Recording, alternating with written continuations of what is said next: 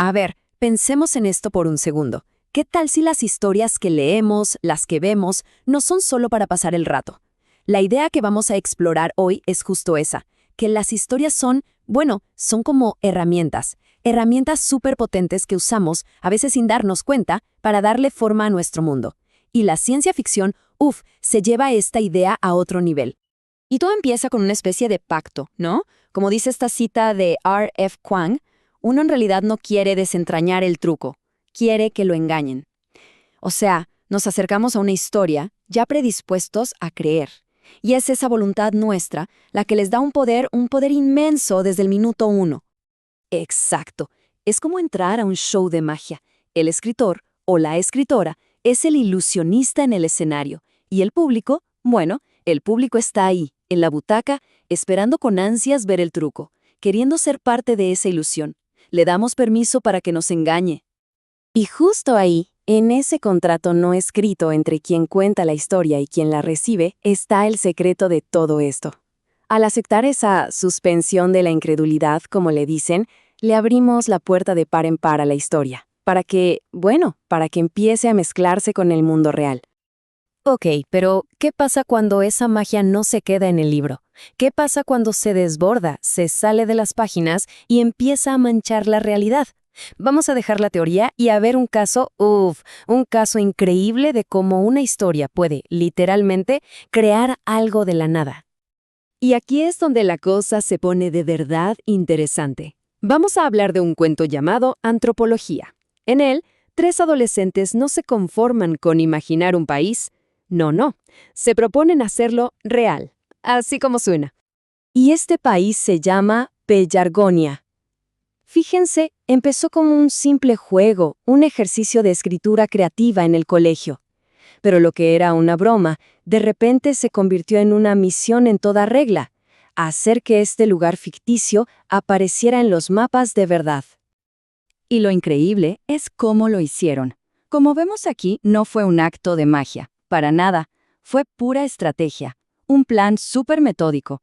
Primero, inventaron una historia con reyes, piratas, todo el paquete. Luego, el paso clave, crearon una página de Wikipedia súper completa. La visualizaron con fotos trucadas en Instagram y después a esparcir el mito en foros como Reddit. Hasta publicaron un artículo académico falso. O sea, siguieron un protocolo que hizo que algo que parecía una locura se viera totalmente posible. ¿Y el resultado de todo esto? Pues, increíble. El mundo empezó a creerles. Así de simple. De repente, noticieros mencionaban a Pelargonia por ahí. Algunos mapas digitales empezaron a incluirlo. Su historia, su ficción, se coló en la realidad y se convirtió en un hecho. Ok, paremos un momento. Si las historias tienen el poder de dibujar un país en el mapa, ¿podrían reescribir algo mucho más íntimo? ¿Algo como nuestro propio cuerpo? ¿Pueden las narrativas llegar tan lejos? Bueno, ahora nos metemos de lleno en ese terreno. Vamos a ver 2 historias que exploran precisamente eso. Personajes que se rebelan contra las narrativas impuestas sobre sus cuerpos. Y lo hacen usando la ciencia y las historias mismas para hackear el sistema. Por ejemplo, en el cuento Rabbit Test, la resistencia es un hilo que se teje a lo largo de la historia. Miren esto. Va desde textos medievales que listaban plantas abortivas, hasta redes clandestinas en los 70 que usaban una clave, una historia compartida, llamen a Jane, para conectar a la gente con ayuda. Y salta hasta un futuro distópico, en 2091, donde la protagonista usa código del mercado negro para ganar tiempo. Se ve cómo el conocimiento y las redes de apoyo siempre han sido herramientas para subvertir el control.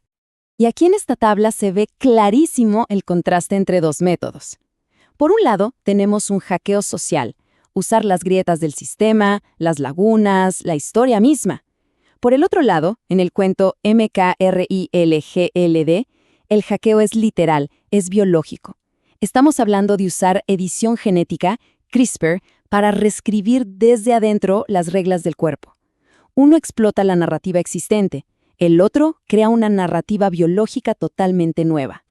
Y esta frase del cuento, somos la apoptosis que da forma al desarrollo de nuestra especie, es potentísima.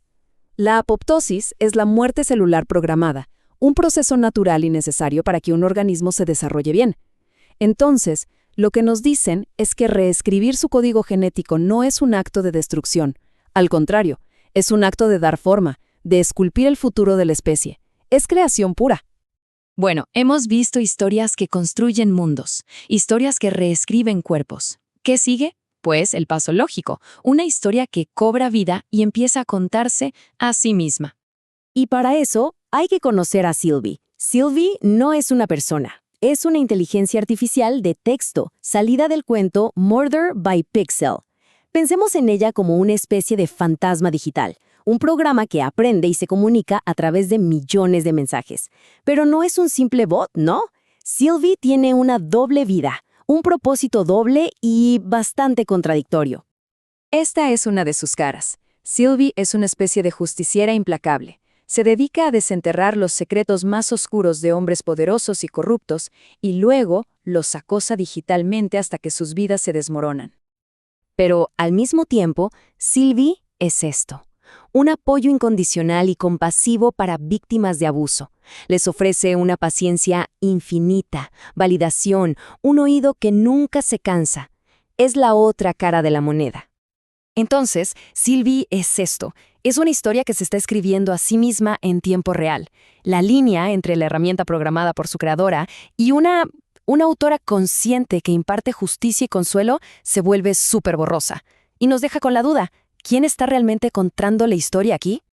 Esto nos lleva a la pregunta final.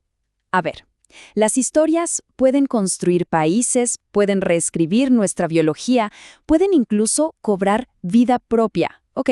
Pero entonces, ¿cuál es su propósito más fundamental, más esencial de todos? La respuesta, o una posible respuesta, nos la da el último cuento, Sparrows, y nos sitúa en un escenario, postapocalíptico. El mundo está en silencio. Una estudiante llamada Lacey es prácticamente una de las últimas personas vivas. Imaginen la escena. Se acabó. El mundo, como lo conocemos, ya no existe. La sociedad colapsó. Y Lacey está completamente sola, en el campus de su universidad, que ahora está inundado. No hay nada más. Y en esa soledad absoluta surge la pregunta. Cuando el mundo se termina, ¿qué queda por hacer? Terminar su ensayo. Esa es la respuesta. Es increíble, ¿no? El último acto de Lacey en la Tierra no es buscar comida, no es sobrevivir. Es un acto de creación. Se sienta a terminar su trabajo de la universidad sobre los reyes trágicos de Shakespeare. En ese gesto, en conectar con esas historias del pasado, encuentra un último propósito, aunque nadie nunca vaya a leerlo. Y con esto nos quedamos. Tal vez el propósito final de las historias no es solo entretenernos o cambiar el mundo. Quizás, en su forma más pura, son la herramienta que usamos para darle sentido a todo, para poner un poco de orden en medio del caos. Son, a lo mejor, lo único que nos queda cuando todo lo demás ha desaparecido. Así que la pregunta es, cuando todo se vaya, ¿qué historia quedará?